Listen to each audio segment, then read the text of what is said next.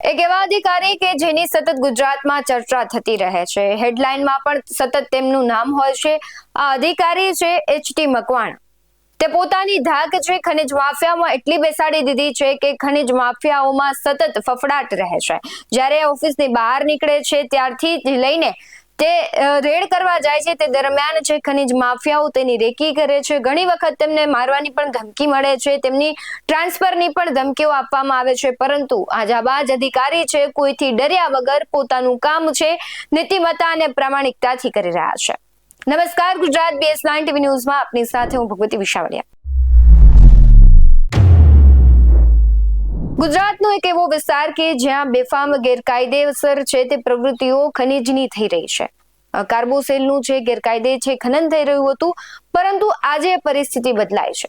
વર્ષોથી ચાલી આવતું આ ગેરકાયદેસર જે ખોદકામ હતું ખનનનું, એ આજે ક્યાંક છે ત્યાં તાળાઓ લાગ્યા હોય તેવા દ્રશ્યો સામે આવી રહ્યા છે. આ બધું જે થઈ રહ્યું છે ત્યાંના પ્રાંત અધિકારી હરેશ મકવાણાને લીધે. આ અધિકારી જ્યારથી છે સત્તામાં આવે છે, જ્યારથી કારભાર સંભાળે છે, ત્યારથી ખનિજ માફિયાઓમાં ફફડાટ ફેલાયો છે ને ખાસ કરીને જે કાળા ધંધા હતા, કાળા કારોબાર હતા, તેના પર તે સખત કાર્યવાહી કરી રહ્યા છે.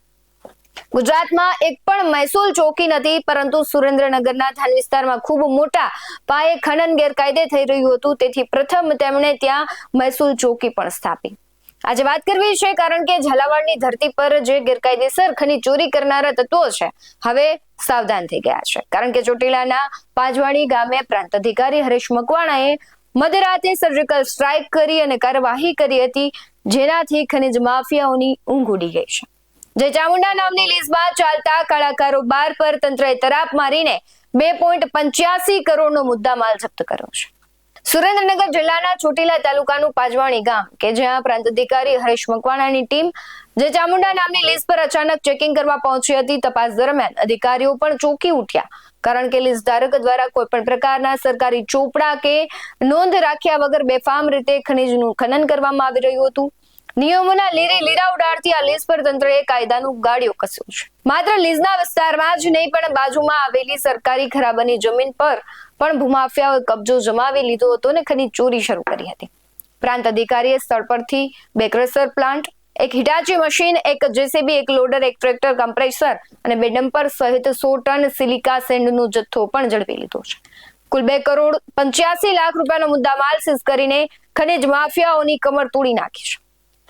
ચોટીલા પંથકમાં ખનીજ માફિયાઓ લાંબા સમયથી સક્રિય હતા, પરંતુ પ્રાંત અધિકારી હરેશ મકવાણાની આ કાર્યવાહીએ સ્પષ્ટ સંદેશો આપી દીધો છે કે સરકારી મિલકતને લૂંટનારાઓને છોડવામાં આવશે નહીં. દરોડા બાદ ખનીજ વિભાગ દ્વારા કાયદેસરની કાર્યવાહી હાથ ધરવામાં આવી છે. આ દરોડા બાદ પંથકના અન્ય લીઝ ધારકોમાં પણ ફફડાટ ફેલાઈ રહ્યો છે. પરંતુ શીખવા જેવી વસ્તુ એ છે કે રાજ્યમાં ગમે એટલું ગેરકાયદેસર કેમ ન ચાલતું હોય, પણ જો એક અધિકારી ધારે તો આ બધું જ છે તે એક જ ઝાટકે બંધ કરાવી શકે છે. તમારું શું માનવું છે અધિકારીને લઈને, જે કાર્યવાહી કરી રહ્યા છે તેને લઈને? તે કમેન્ટ બોક્સમાં જરૂરથી જણાવજો. બાકી આવા જ વધુ અહેવાલો સાથે ફરી મળતા રહીશું. તમે અમારી YouTube ચેનલને સબસ્ક્રાઇબ કરવાનું, અમને Facebook અને Instagram પર ફોલો કરવાનું ભૂલશો નહીં. બાકી અમને અપડેટ્સ મેળવવા માટે આપ જોતા રહો BS9 TV ન્યૂઝ. નમસ્કાર.